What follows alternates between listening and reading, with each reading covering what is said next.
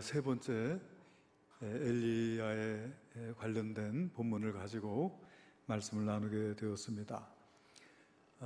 첫 번째, 두 번째 주에 우리가 읽었던 말씀에서 보았던 엘리야와 오늘 읽은 본문을 통해서 보게 되는 엘리야가 똑같은 사람인가, 이런 생각이 들 정도로 사뭇 다른 것을 볼 수가 있어요. 열왕기상 18장에서 본 이 엘리야는 기도로 하늘의 문을 열고 또 하늘에서 비를 내리고 또 하늘에서 불을 내리는 그런 여호와의 사자요, 또 죽은 자를 다시 살려내는 능력의 선지자요. 갈멜산에서 바알의 선지자 450명과 대결을 벌여서 정말 하늘의 불이 떨어지고 여호와의 불이 임하여 바알의 선지자를 기손 시내에서 죽이는 그런 참으로 사자처럼 포효하는 그런 능력의 선지자라고 할 수가 있을 텐데, 오늘 우리가 읽은 말씀 속에서 이 엘리야는 자기의 생명을 위해서 도망치는 참으로 연약한 한 인간의 모습을 우리에게 보여주고 있습니다. 3절에 보니까 그가 이 형편을 보고 일어나 자기의 생명을 위해 도망하여 유다에 속한 브엘세바에 이르러 자기의 사원을 그곳에 머물게 하고 그는 광야로 들어갔다고 하는 말씀이 기록되어져 있어요. 도대체 무슨 일이 있었던 것입니까? 이 엘리야가 갈멜산에서 바알의 제사장들과 대결을 벌여서 승리를 거두고서 이제는 이스라엘의 백성들이 여호와가 참 하나님이신 것을 밝히 알게 되었음을 인해서 기뻐했습니다. 그리고서는 아합 왕에게 올라가서 먹고 마시소서, 큰 비의 소식이 있나이다 하고서는 자기는 갈멜산에 올라가 거기서 또 기도하는 거예요. 그 얼굴을 두 무릎 사이에 놓고서 하나님 앞에 비를 내려달라고 간절히 기도합니다. 자기 사환에게 올라가서 무슨 변화가 있는가 보라. 사환이 갈멜산에 올라가서 하늘을 보니까 아무런 변화가 없어. 또 기도하고 가서 보라. 그렇게 하기를 7번, 7번째 가서 보고 온 사환이 하는 말이 하늘에 손바닥만한 구름이 일어난 것을 보았습니다 하니까 아합 왕에게 가서 마차를 갖추고 내려가소서, 큰 비의 소리가 있나이다, 이렇게 이야기를 하는 거예요. 그리고 아합 왕이 마차를 타고 내려갈 때 말이죠, 정말로 큰 비가 내렸습니다. 큰 비가 내리는지라 아합이 마차를 타고 이스라엘로 가니 엘리야가 성령의 능력이 그에게 임하니까 자기 옷을 허리를 동이고 그 아합이 타고 가는 마차 앞에서 달려가기를 그 갈멜산에서 이스라엘까지 달려갔다. 그러니까 엘리야의 절대적인 승리죠. 그래서 바알을 이겼고, 그리고 하늘의 문을 열고 비를 내리고, 그러니까 참된 하나님은 바로 여호와 하나님이신 것을 밝히 드러낸 것입니다. 아마 그 아합 왕의 마차 앞에서 달려가는 그 엘리야의 여러분 그 기쁨과 환희를 한번 생각해 보십시오. 이제는 됐다. 이제는 온 백성도 아합 왕도 여호와만이 참 하나님이신 것을 알게 되었다고 그렇게 기뻐하지 않았겠습니까? 그리고 나서 19장 1절에 보면 이 아합 왕이 엘리야의 행한 모든 일과 그가 어떻게 모든 선지자를 칼로 죽였는지를 이세벨에게 말했다. 그렇게 되어 있어요. 그러니까 아합 왕이 자기가 본 모든 일들을 이야기했겠죠. 그게 본 것이 무엇입니까? 갈멜산에서 그 바알의 선지자들, 아세라 선지자들 850명이 그렇게 난리를 부리고 자기 몸을 자해하면서 바알을 불러도 아무런 응답도 없었던 바알. 그러나 엘리야의 하나님 불로써 응답하시고, 과연 여호와 그분이 하나님이시더라, 뭐 그런 얘기 하지 않았겠습니까? 그리고 3년 6개월 가뭄이 지나가고 이제 하늘이 열리고 비를 내려주셨다고 하는 이런 이야기를 했을 텐데도 그 이야기를 전해 들은 이세벨은 바보인지 아니면 악한 건지 잘 모르겠는데, 사신을 엘리야에게 보내어 내가 내일 이맘때에는 반드시 내 생명을 저 사람들 중 한 사람의 생명과 같게 하리라. 그러니까 죽임을 당한 바알의 선지자와 같이 내가 너를 내일 이맘때 죽이겠다는 것이죠. 근데 이 이야기를 듣고서 엘리야가 마음이 무너져 내렸어요. 그러니까 자기를 죽이겠다고 하는 그 소리에 마음이 무너졌다고 하기보다는 자기가 최선을 다했고, 그리고 놀라운 역사가 일어났었고, 그리고 하나님께서 살아계신 하나님이심을 보였음에도 불구하고 아무것도 변한 것이 없다고 하는 그 사실 때문에 엘리야가 마음이 무너진 것이 아니겠는가 생각을 해봐요. 갈멜산에서 어떠한 마음으로 850명의 선지자들과 대결을 벌였겠습니까? 하늘에 불이 임했을 때, 또 하늘을 열고 비를 내려주셨을 때, 이제는 됐다 라고 생각했던 엘리야. 이제는 됐다, 이제는 이겼다, 이제는 끝났다, 그렇게 기뻐했는데 이세벨이 나를 죽인다고 할 때 제가 아합왕 같으면 자기 아내 이세벨에게 당신도 이제 정신 차려, 바알은 우상에 불과해, 850명이 하루 온종일을 불러 외쳐도 그는 응답할 수 없는 한낱 우상에 지나지 않아. 그러나 여호와 하나님, 그분은 살아계신 분이고 불로 응답하시는 분이고 하늘의 문을 열고 비를 주관하시는 분이 하나님이시더라. 내가 내 눈으로 밝히 보았다.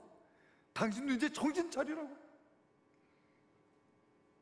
그렇게 했어야 될 것 같은데 아합은 그냥 침묵을 지키고 있고, 그리고 그 놀라운 광경을 목격했던 이스라엘 백성들도 다 잠잠하게 있는 그 모습을 볼 때 이 엘리야의 마음이 낙심이 됐던 것 같아요. 이제는 무엇을 더 할 수도 없고 자기가 할 수 있는 일이 더 이상 없는 것 같은 그런 생각도 들고 하니까 마음이 무너져 내린 것이죠.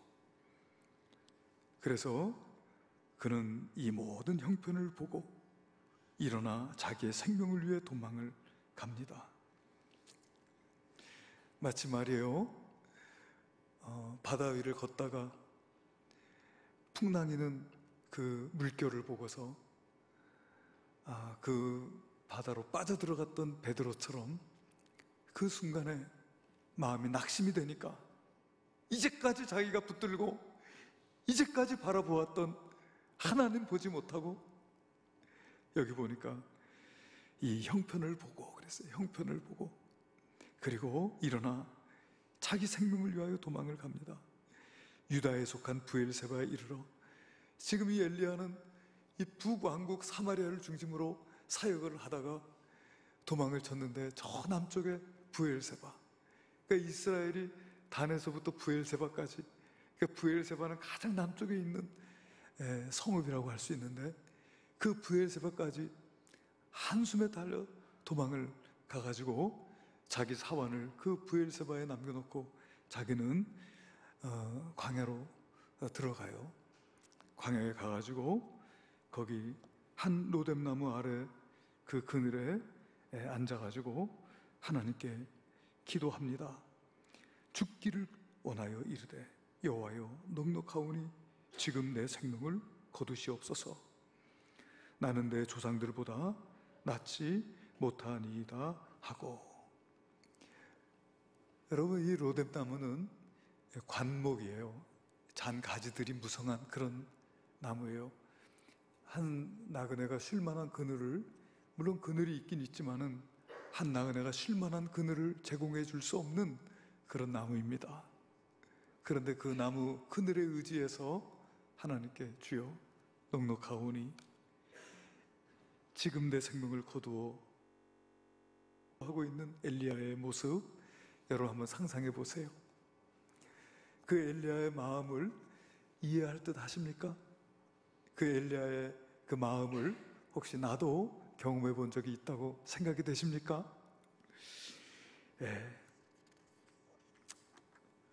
그런 것 같아요.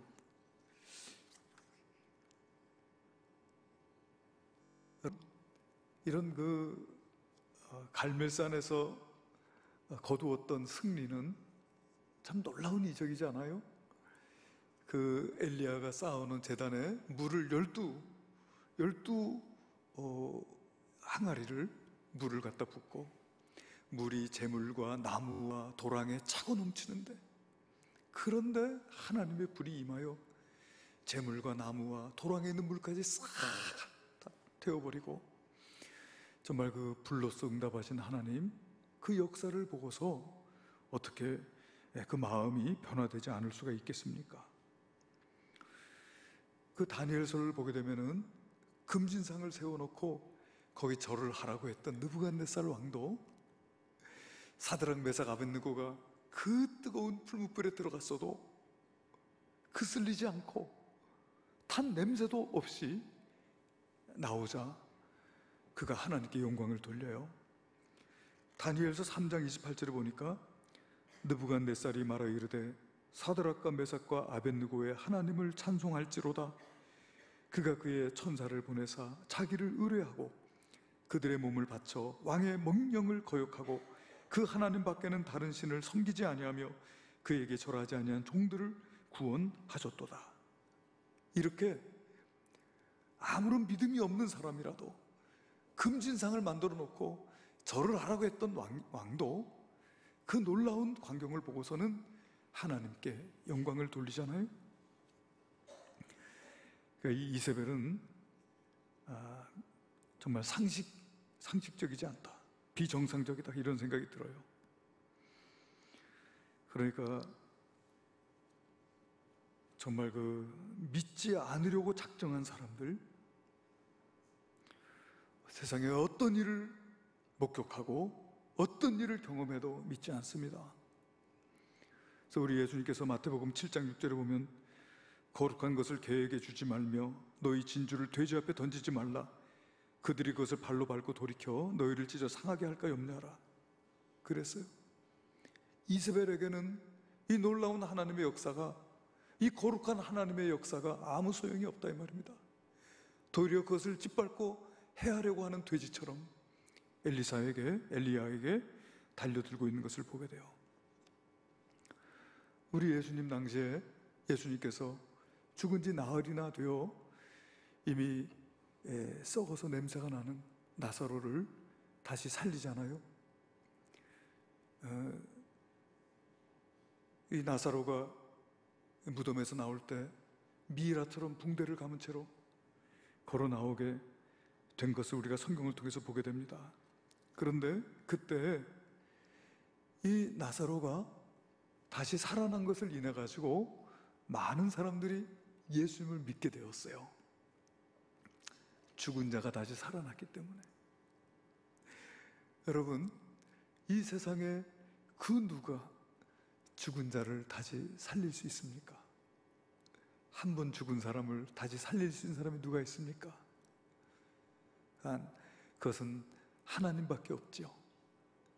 나사로가 죽은 지 나흘이 되어서 이미 냄새가 나는데, 이미 그 장기가 썩었는데 그를 다시 살린다는 것은 하나님의 창조의 능력이 아니면 할 수 없지 않겠어요?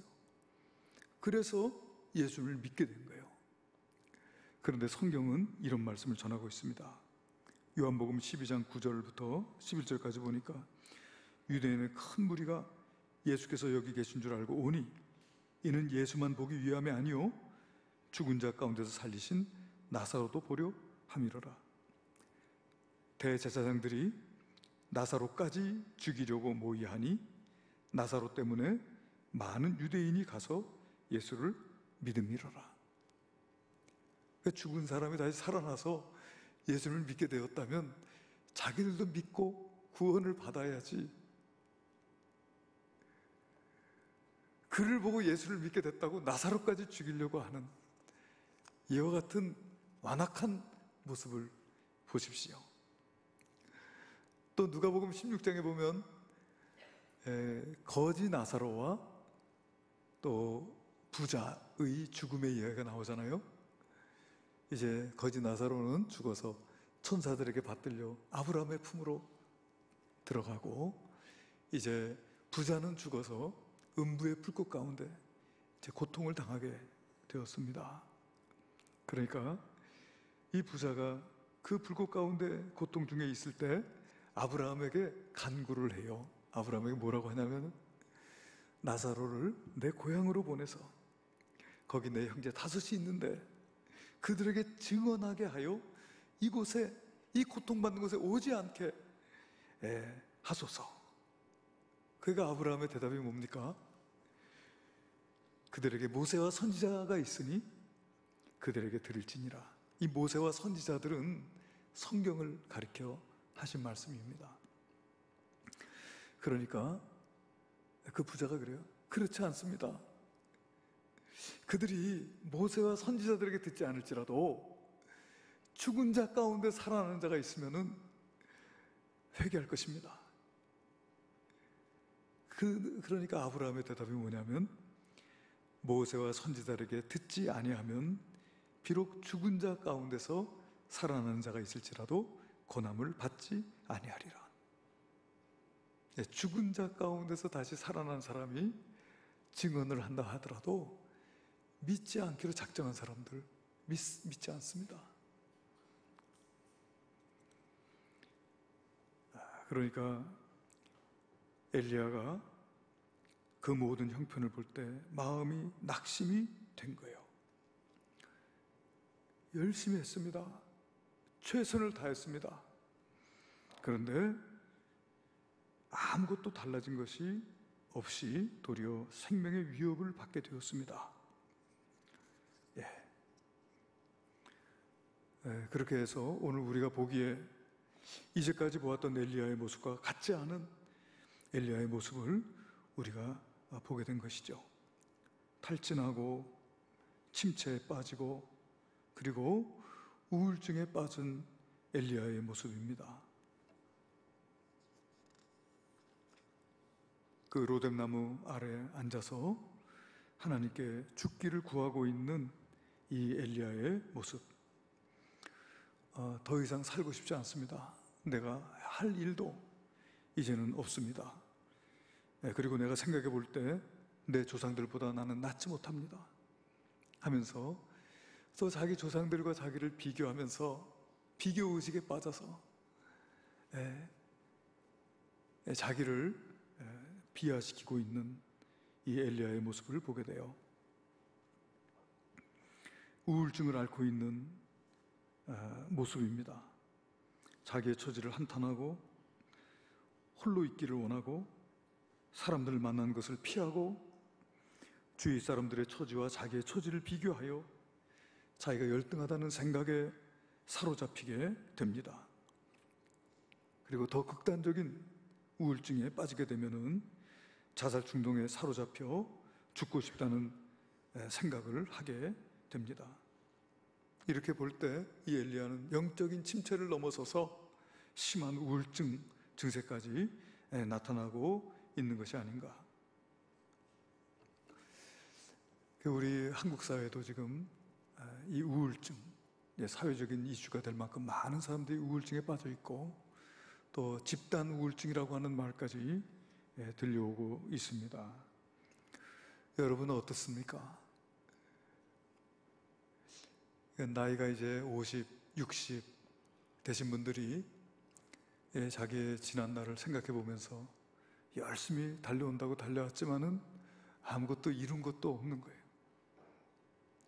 열심히 산다고 살아왔는데 아무것도 이룬 것도 없고, 또 앞으로 이룰 것도 없을 것 같은 생각이 들고, 또 자식들이 자기를 무시하는 것 같은 생각도 들고, 그리고 아직 마음은 이팔 청춘인데 어느 사이에 몸은 마음을 따라주지 못하는 이와 같은 모습 볼 때 우울한 생각이 들 수 있죠.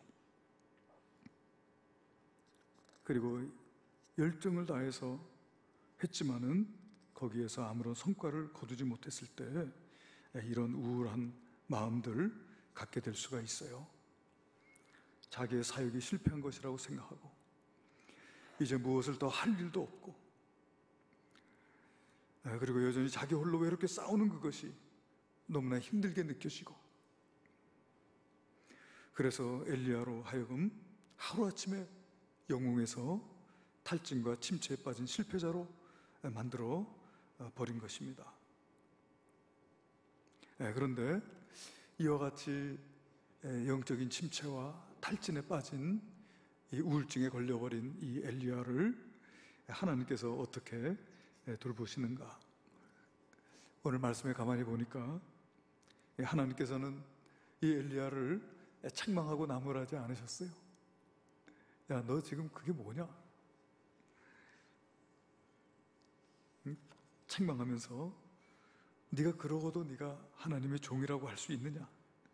그것밖에 안 되냐? 네가 그러고도 하나님의 사역을 하고 있는 선지자라고 할 수 있느냐? 그래, 이제 네가 할 일 다 했으니 이제는 내가 너를 데려가리라. 이런 식으로 하나님 책망하고 나무라지 않으시고, 하나님께서 엘리야에게 어떻게 하시냐면은 엘리야를 잠자게 하세요. 잠자게 하세요. 5절에 보니까 로뎀나무 아래에 누워 자더니 그랬어요. 그를 재워주시고, 또 천사를 보내서 그를 어루만지게 하셨어요. 그래서 이게 그냥 잠들어 있는 엘리야를 흔들어 깨웠다는 뜻이 아니고, 이 어루만졌다고 하는 것은 그를 이렇게 안마하고 마사지했다는 그런 뜻이에요. 로뎀나무 아래에 누워 자더니 천사가 그를 어루만지며 그랬어요. 어루만지며 또 그에게 이르되 일어나서 먹으라. 본즉 머리맡에 숯불에 구운 떡과 한 병 물이 있더라. 그에게 먹을 것을 공급해 주세요. 그 네게부 사막 로뎀나무 아래에 먹을 것이 어디 있습니까? 숯불에 구운 떡, 그리고 한 병의 물, 그거를 공급해 주시고 먹게 하시는 거예요. 그리고 7절에 보면은 여호와의 천사가 또다시 와서 어루만지며 재우시고, 천사를 보내서 어루만져 주시고, 또 먹을 것을 보내 먹게 하시고, 그렇게 엘리야로 하여금 그 지친 육신과 그 영혼이 다시금 치유될 수 있도록 하나님께서 그에게 쉼을 허락하고 계신 것을 보게 됩니다.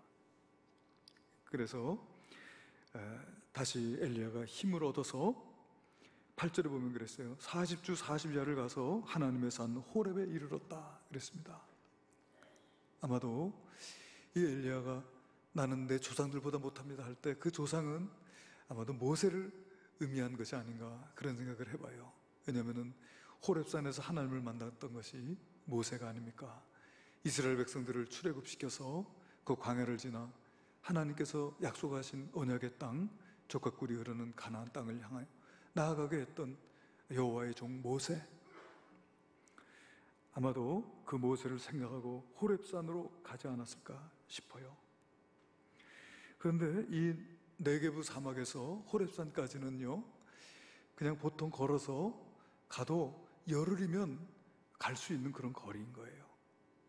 열흘이면 갈 수 있는 거리를 40주 40야를 갔다는 것은 40일이 걸렸다는 이야기인데, 이게 왜 그렇게 오랜 시간이 걸렸을까를 생각해 보면요, 하나님께서 엘리야를 독촉하지 않으시고 그렇게 자고 또 어루만지고 또 먹고 또 자고 어루만지고 또 먹고 이렇게 힘을 얻어가면서 가게 했다는 거예요. 엘리야의 그 행보에 맞춰서 하나님께서 엘리야를 인도하셨구나. 여러분, 야곱이 밧단 아람에서 자기 고향 땅으로 돌아올 때 에서를 만나잖아요. 극적으로 화해하고 에서가 내가 너의 앞잡이가 되리라 그러거든요. 내가 너를 호위해 주리라고. 그때 야곱이 뭐라고 하냐면은, 아닙니다 형님, 형님 먼저 가십시오 하면서 하는 말이 뭐냐면은, 청하건대 내주는 종보다 앞서 가소서. 나는 앞에 가는 가축과 자식들의 걸음대로 천천히 인도하여 세일로 가서 내 주께 나아가리이다. 이렇게 합니다. 자식들의 걸음대로 천천히 인도하여. 마치 하나님도 이 엘리야의 걸음대로 천천히 인도하신 것이 아닌가. 그렇게 해서 마침내 호렙산에서 여호와를 만날 수 있도록 한 것이다. 하나님께서 이처럼 은혜와 자비의 손길로 저와 여러분을 인도하고 계신 줄로 믿습니다. 이사야서 41장 10절과 13절에 보게 되면 하나님께서 이렇게 말씀하세요. 두려워하지 말라. 내가 너와 함께함이라. 놀라지 말라. 나는 내 하나님이 됨이라. 내가 너를 굳세게 하리라. 참으로 너를 도와주리라. 참으로 나의 의로운 오른손으로 너를 붙들리라. 무슨 손? 의로운 오른손으로 너를 붙들리라 그랬어요. 근데 13절에 보면은 이렇게 말씀하겠어요. 13절 같이 한번 읽어봅시다. 시작.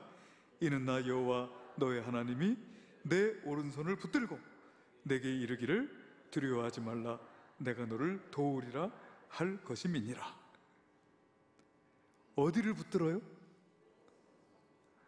여러분, 오른손을 어떻게 붙듭니까? 김종일 선생님 한번 나와보세요. 올라와 보세요.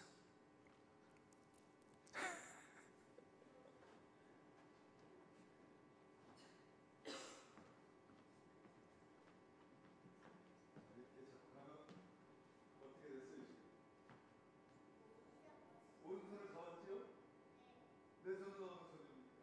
왼손이 틀렸어. 그럼 어떻게 오른손을 잡습니까?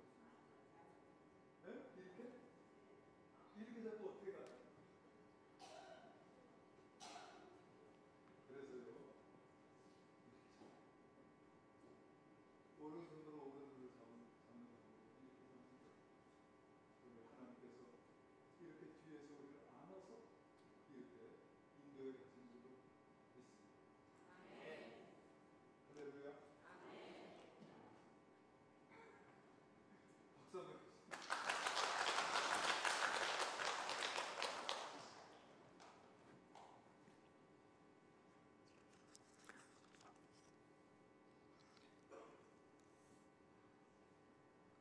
우리 바로 뒤에서 우리를 안으시는 모습으로 오른손으로 우리의 오른손을 잡아주세요. 내 오른손은 약한 손이지만은 우리 주님의 손은 강한 손이고 능력이 한이 없는 손인 줄로 믿습니다. 그래서 우리가 지쳐서 때로는 넘어지려고 하면 하나님께서 뒤에서 우리를 받쳐주시고 인도해 주시는 거예요. 우리가 쓰러질 때 아주 쓰러지지 않도록, 절망하여 넘어질 때 아주 넘어지지 않도록, 우리가 실패하여 넘어질 때 아주 넘어지지 않도록 붙들어 주시는 주님, 상한 갈대를 꺾지 아니하시고 꺼져가는 심지를 끄지 아니하시는 하나님, 우리를 은혜와 사랑의 손길로 인도해 주고 계신 줄로 믿습니다. 우리 같이 한번 나의 등 뒤에서 나를 도우시는 주 한번 찬양 같이 드리고 말씀을 마치도록 하겠습니다.